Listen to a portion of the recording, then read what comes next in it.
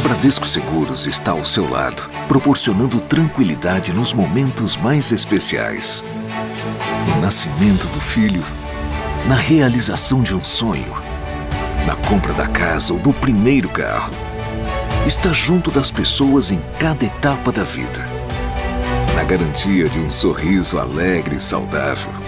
E na busca por um futuro pleno e mais tranquilo. Estamos presentes por todo o país, atendendo diferentes perfis, apoiando a cultura e estimulando a busca pelo bem-estar e qualidade de vida. Muito prazer. Somos a Bradesco Seguros. Temos orgulho de fazer parte da vida das pessoas. Afinal, proteger você é nossa maior missão. Bradesco Seguros. Com você, sempre.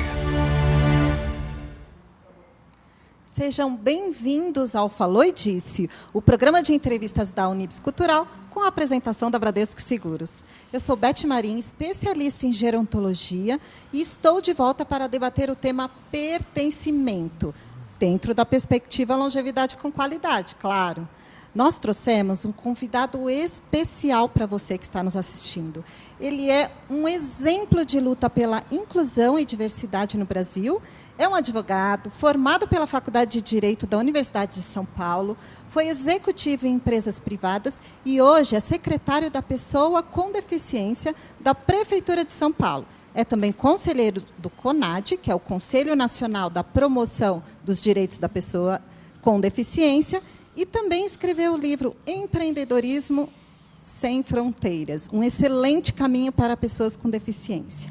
Eu tenho a honra de entrevistar o Cid Torquato. Seja bem-vindo, Cid. Oi, Beth, tudo bem? Obrigado pelo convite. É um prazer estar aqui. Obrigada. Eu que tenho a honra de ter você aqui como convidado. E aí eu gostaria de começar, então, a nossa entrevista te perguntando, né, sobre essa questão do seu trabalho, da sua experiência pessoal, da sua experiência profissional. Como que isso tudo influenciou essa sua jornada em prol da longevidade com qualidade e tudo a ver com a questão da deficiência também, né?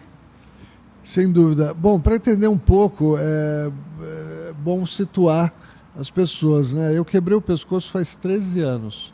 Então, até 2007, eu era bípede, ou seja, eu não tinha nenhuma deficiência, andava, né? Era uma pessoa sem nenhuma deficiência. E adquiri depois de uma certa idade, ou seja, já tinha vivido uma vida inteira sem deficiência. E isso faz muita diferença quando você adquire uma deficiência depois de uma certa idade, né? Uma experiência muito diferente de você nascer com uma deficiência. Mas eu não tive muita escolha, né, a não ser virar um militante da causa. Né, pelas próprias barreiras, problemas, entraves, limitações, preconceitos que eu vivi depois de adquirir a deficiência. Então, né, começar a militar, começar a trabalhar pela causa e, consequentemente, né, vir a ser chamado para a Prefeitura de São Paulo, né, para a Secretaria da Pessoa com Deficiência, foi né, um passo. Eu passei antes 8 anos no Estado, inclusive, vou já lhe dar um dado, né, que é assustador, né? Eu tenho uma história, né, antes de quebrar o pescoço, muito legal, um currículo invejável, vamos dizer assim. Depois que eu quebrei o pescoço, ninguém mais me quis para trabalhar. Ou seja, eu não recebi um convite. Todas as pessoas, amigos, conhecidos do mercado, né, quer dizer, muitos deles foram muito carinhosos comigo, né, querendo saber né, como é que eu estava, se eu precisava de alguma coisa, mas na hora do mercado de trabalho eu tive muita dificuldade. E, felizmente, eu tive um convite da doutora Lina Mara Rizzo Batistella, então secretária de Estado, né, do Estado de São Paulo, dos Direitos da Pessoa com Deficiência, para ocupar um cargo na secretaria foi o que me, vamos dizer, me posicionou, né, e deu um sentido extra para a minha vida aí depois do acidente e depois do pescoço quebrado. Exatamente, a gente está falando de pertencimento, né? Então não depende só da gente, né? Tanto em qualquer situação, a gente também depende da conscientização das outras pessoas. Acontece a mesma questão quando a pessoa vai envelhecendo. Realmente a gente percebe que vão se fechando as vagas no mercado de trabalho, né? Na medida que a gente envelhece. E as mulheres ainda começam mais cedo isso.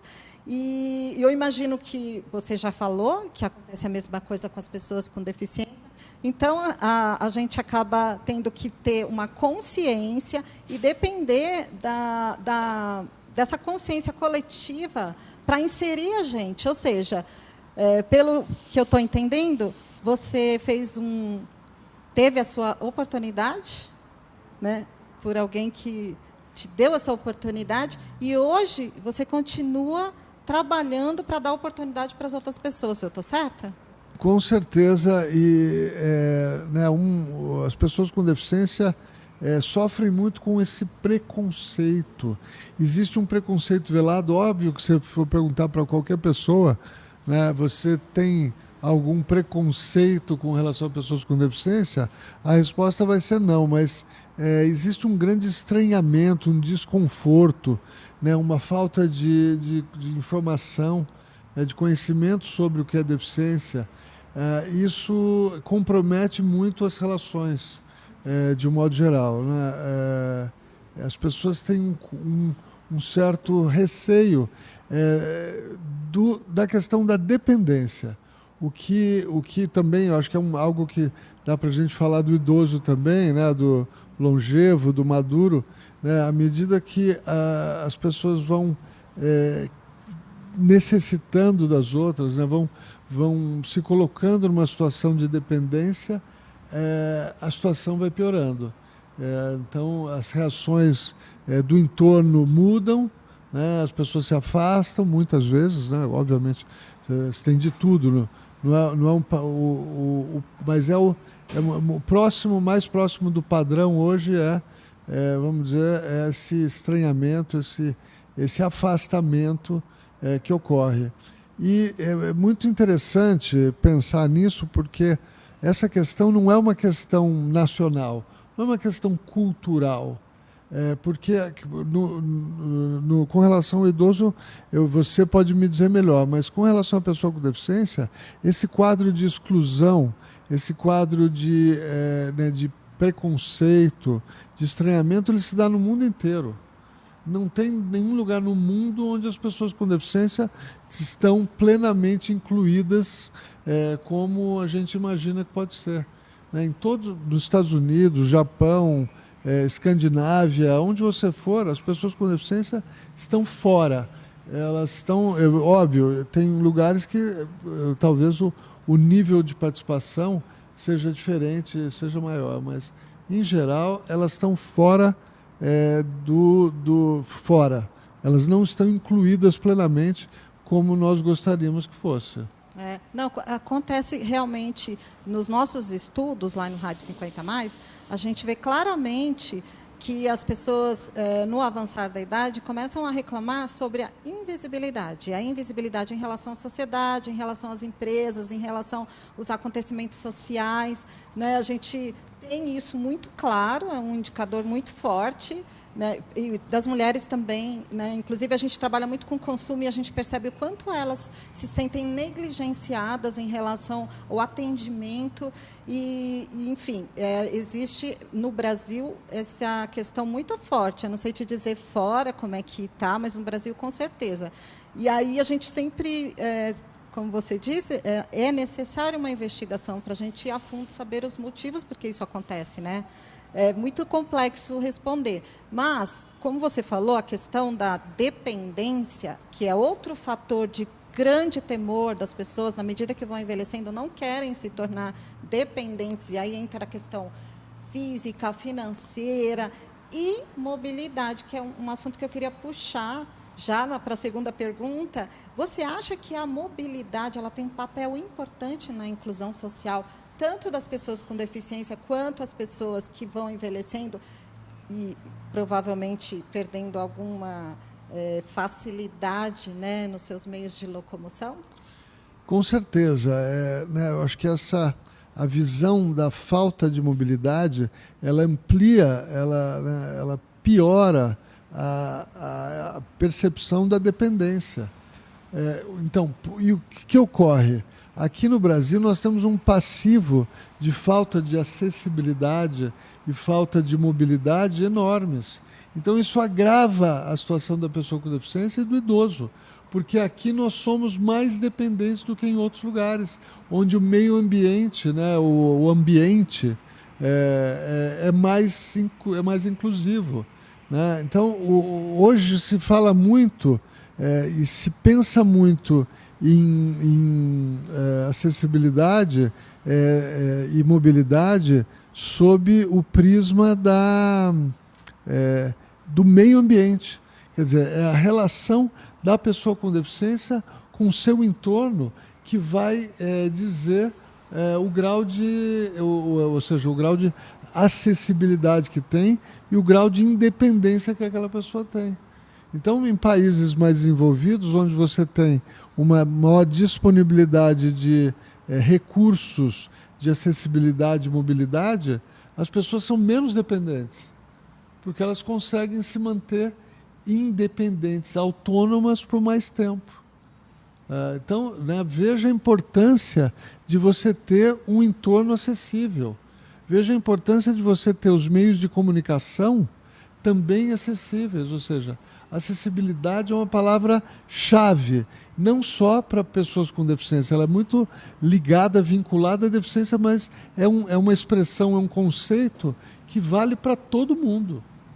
Na medida que você faz esse processo de inclusão, você acaba beneficiando a todos, até quem tem pequenas questões em relação à mobilidade é beneficiado também, né? Com certeza, e se não é de forma direta, é de forma indireta, porque se a acessibilidade existente está beneficiando um ente seu, ela por tabela, mesmo que não seja um benefício direto, está ali beneficiando também, porque né, a relação com aquele ente vai ser muito diferente do que se ele estivesse numa situação de maior dependência. Ou seja, então, para a gente entender essa questão, Beth, isso é muito pouco falado. Nós temos que entender essa questão do entorno, do passivo de falta de acessibilidade.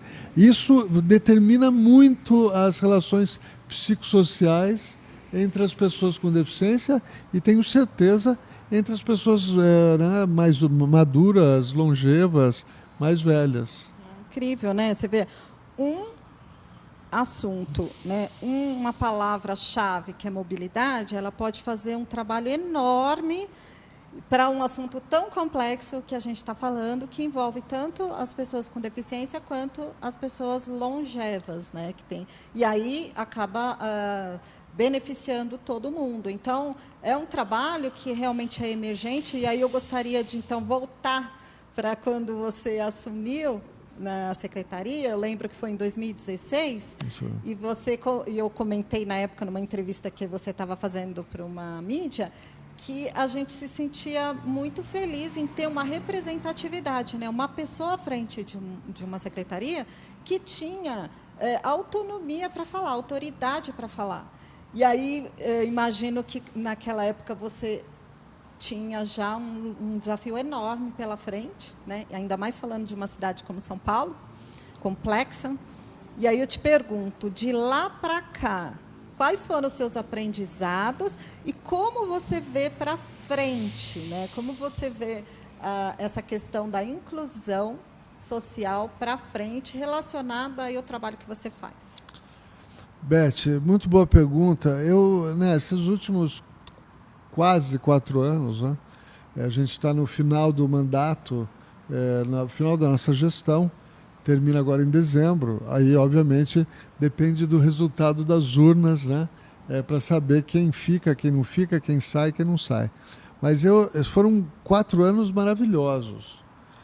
Foram talvez os 4 anos mais significativos da minha vida, porque eu pude, numa situação difícil para mim, porque não é fácil ter uma deficiência, inclusive uma deficiência tão grave, tão séria como a minha, né? Eu sou tetraplégico, eu tenho muito poucos movimentos, eu não tenho movimento de mão, então eu preciso de ajuda, né, de auxílio para tudo.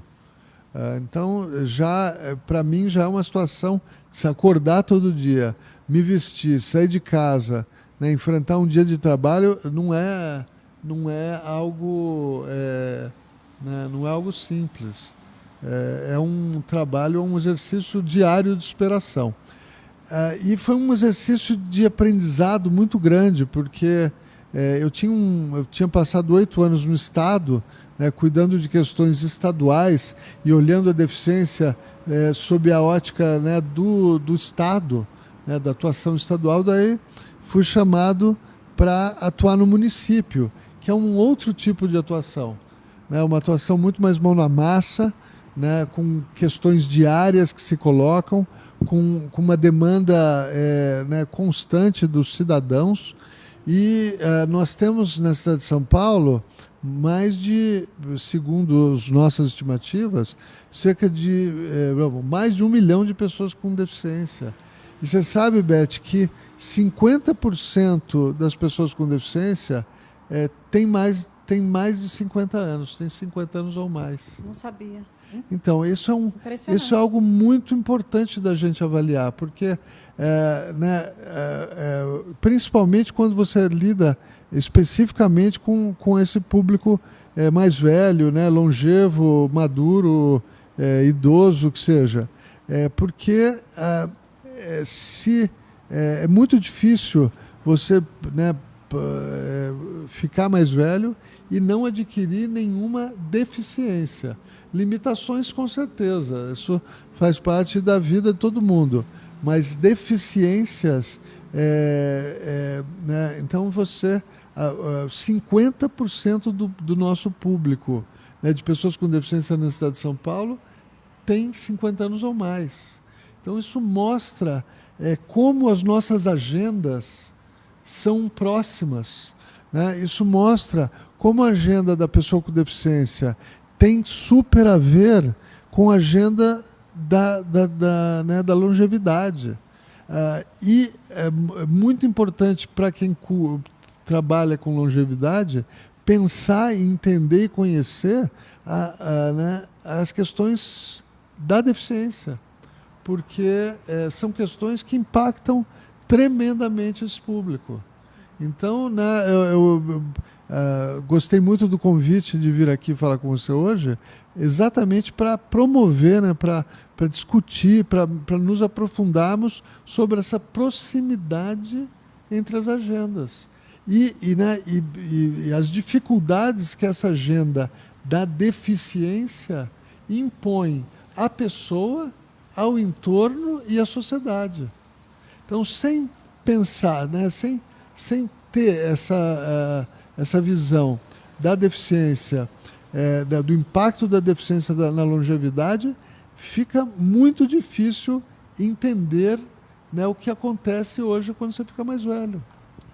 Nossa, agora você imagina, a gente está falando de uma população que hoje representa 50%, e a gente sabe que o envelhecimento no Brasil é algo que está aceleradíssimo, então tende a aumentar ainda mais esse número que você está falando, né? Agora, Cid, com o advento da pandemia, a gente ficou impressionado como os holofotes se voltaram para as pessoas mais velhas, né?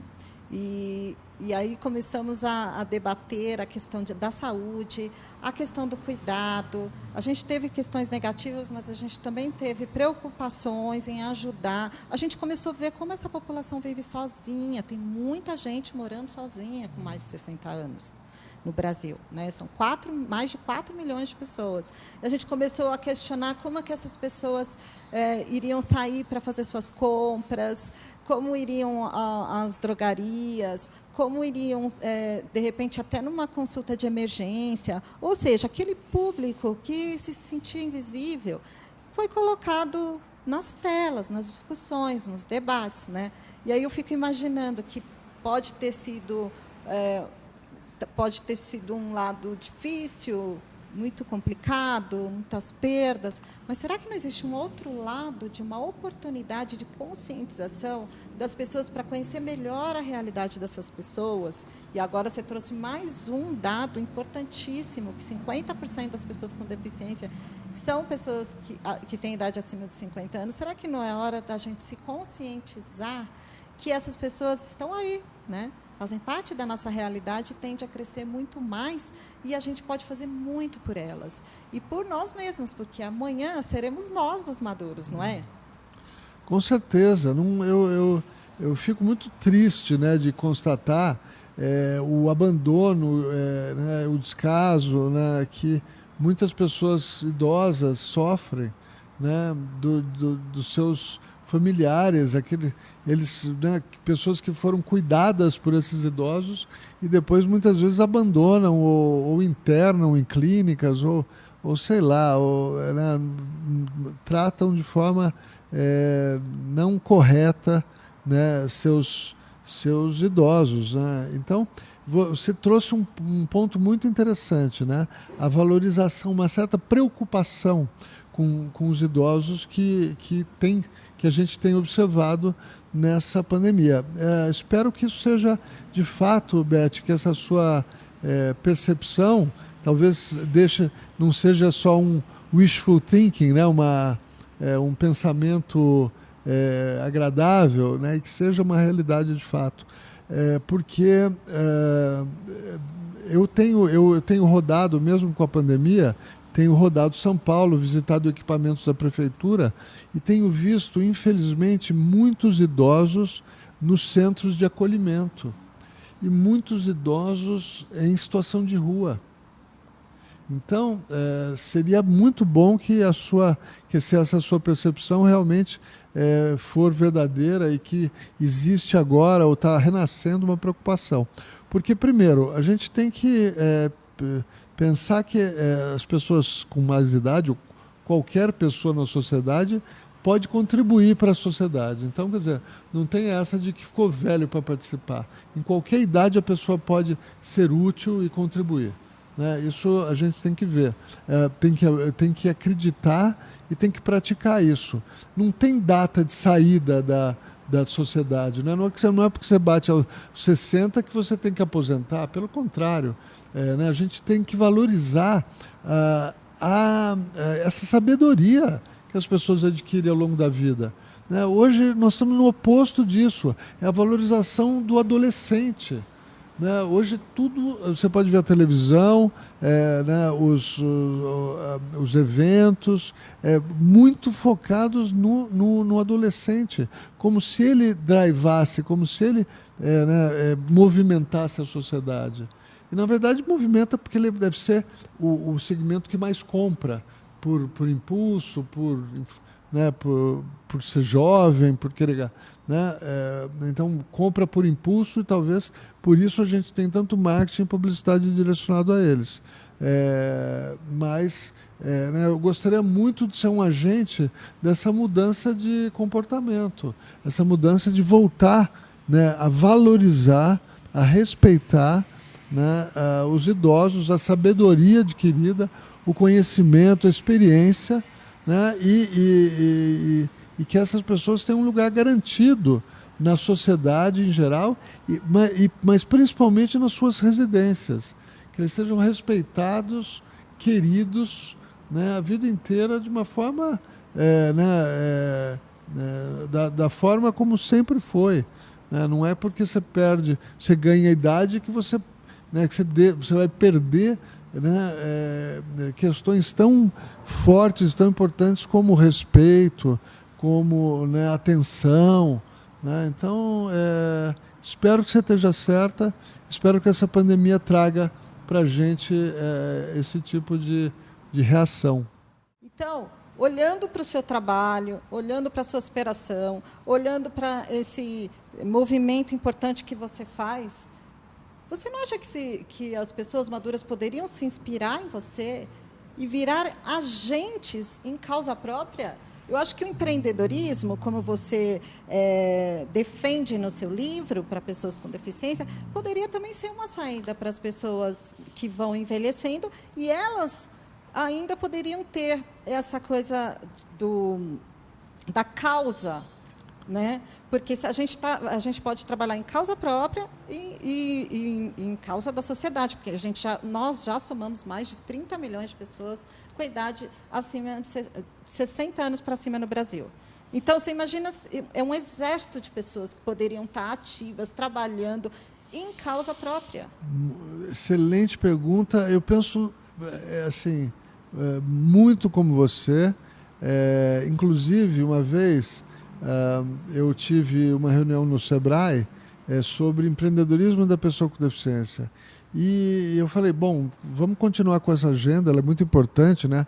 Nós precisamos dar todas as oportunidades existentes para todo mundo, inclusive para as pessoas com deficiência, mas eu queria levantar um tema, falei para o meu interlocutor, vamos trabalhar com o empreendedorismo da pessoa com deficiência, mas eu diria para vocês que o público do Sebrae, ou seja, o principal público para empreender hoje é o público da terceira, não sei se a expressão é correta, da terceira idade, ou longevos, ou mais de 50, mais de 60, o que seja, que são pessoas que têm experiência, muitas vezes têm algum capital, né, podem investir, né, já tiveram cargos de liderança, já passaram por muitas coisas, têm uma experiência grande e é um excelente público para empreender. Eu acredito muito nisso, eu vejo uma possibilidade, um potencial de empreendedorismo nas pessoas longevas tremendo, né? Tanto é que eu falei, eu fui lá para discutir empreendedorismo da pessoa com deficiência e acabei, né, me atendo mais, né, na oferta dessa ideia do empreendedorismo da pessoa mais velha, com mais idade, né, aquela pessoa que está aposentada ou mesmo que né, saiu do trabalho e não encontra outra colocação, né? Não é só um empreendedorismo de necessidade, é um empreendedorismo com um nível de maturidade, que eu acho que essa é a palavra que a gente tem que valorizar, maturidade, que a gente não pode jogar fora. A gente não pode jogar fora esse conhecimento acumulado, né, das pessoas com mais idade, né? Idade, cabelo branco. A gente é da época, né, Beth? Mais ou menos, nós temos mais, eu sou um pouco mais velho que você, mas não sou tão, a gente não é tão velho assim, nosso mundo é tão rápido, mas eu posso dizer que eu sou de uma época que falavam que cabelo branco era sabedoria, né? E a gente tem menosprezado o papel da própria biologia, da própria natureza. Né? A gente tem abandonado o que a própria natureza, a biologia mostra e focado na juventude, não é? Exatamente. Mas a gente também, por outro lado, sabe que a gente não encontra muita espaço no mercado formal de trabalho. Por isso que o empreendedorismo é tão procurado, né, pelas pessoas mais velhas, até porque não dá para parar de trabalhar, né, gente? A gente precisa continuar ativos financeiramente, ativo na sociedade, produzindo. Todo mundo quer isso, na verdade. Quer dizer, não pode não ser todo mundo, mas muita gente que está envelhecendo quer continuar ativo. Então, se não encontrar espaço no mercado de trabalho, a saída é empreender.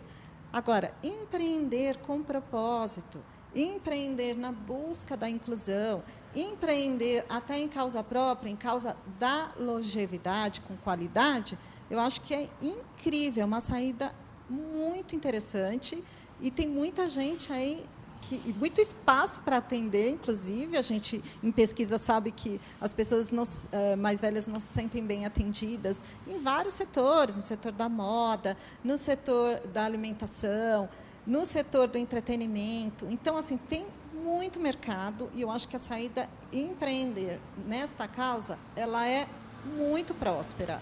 Você concorda comigo? Eu concordo em gênero, número e grau, até porque o que a gente faz hoje é insustentável. Você deixar tanta gente fora do mercado de trabalho, fora de uma relação produtiva na sociedade, primeiro, você traz problemas psicossociais tremendos para essas pessoas. E dois, que você tem a questão econômica. Não dá para fechar a conta com tanta gente fora. Não dá para ser sustentável com tanta gente fora do mercado, com tanta gente fora do mercado de trabalho, ou seja, do mercado produtivo. E uma outra questão muito interessante que você comentou é o seguinte: nós, seres humanos, nos definimos pelo que nós fazemos. Pelas nossas atitudes. Pelas nossas atitudes, pelas nossas ações, pelas nossas atividades. Se nós não temos atividades, isso tem um impacto psicológico, psicossocial tremendo nas pessoas. Tanto na pessoa em si, que não está ali, não está fazendo nada, não está usando da sua experiência e tudo mais, mas também no entorno. É uma situação muito desagradável. A gente tem que tentar, Beth, como sociedade, vencer isso. E eu acho que todos os atores da sociedade, setor privado, sociedade civil, governos, têm um papel muito importante. Mas eu acho que hoje em dia, para a gente buscar isso que a gente está conversando aqui, uma mudança nessa percepção com relação às pessoas com mais idade, quer dizer, a gente tem que buscar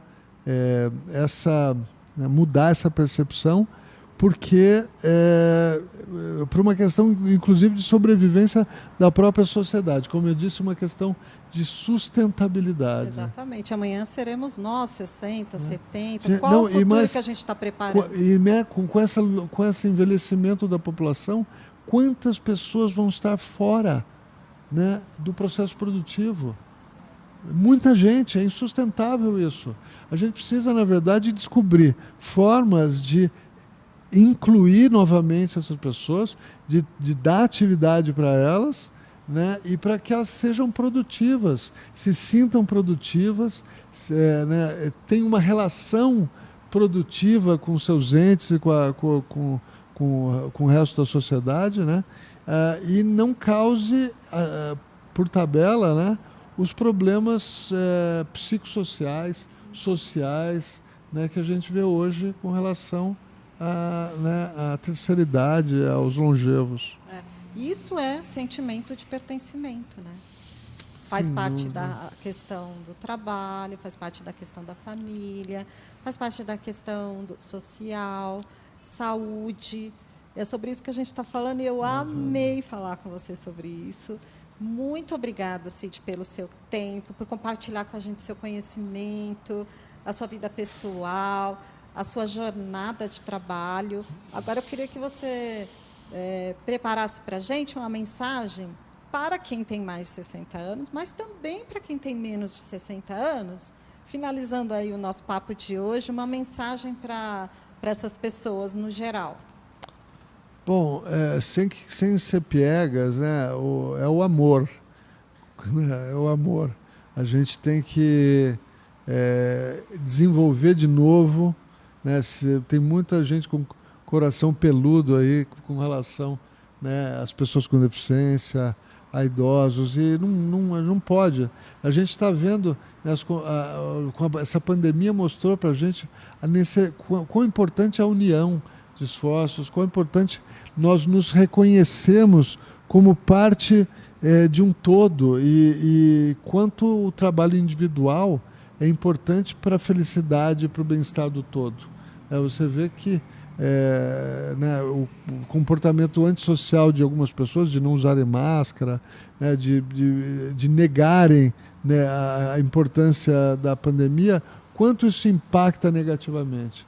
Então, eu espero não estar sendo muito poliana, né, muito inocente, mas o trabalho que eu desenvolvi na prefeitura e nos últimos 13 anos é um trabalho de amor, de carinho, de atenção, né, de acolhimento, de pertencimento, né, cada vez mais. A gente tem que né, evoluir como seres humanos nessa questão. Né, a gente tem que voltar atrás para uma situação onde o pertencimento de todos né, seja mais relevante e as pessoas vivam nas suas famílias, envelheçam no aconchego, né, no carinho das suas famílias, e assim, com certeza, Beth, o mundo vai ser melhor.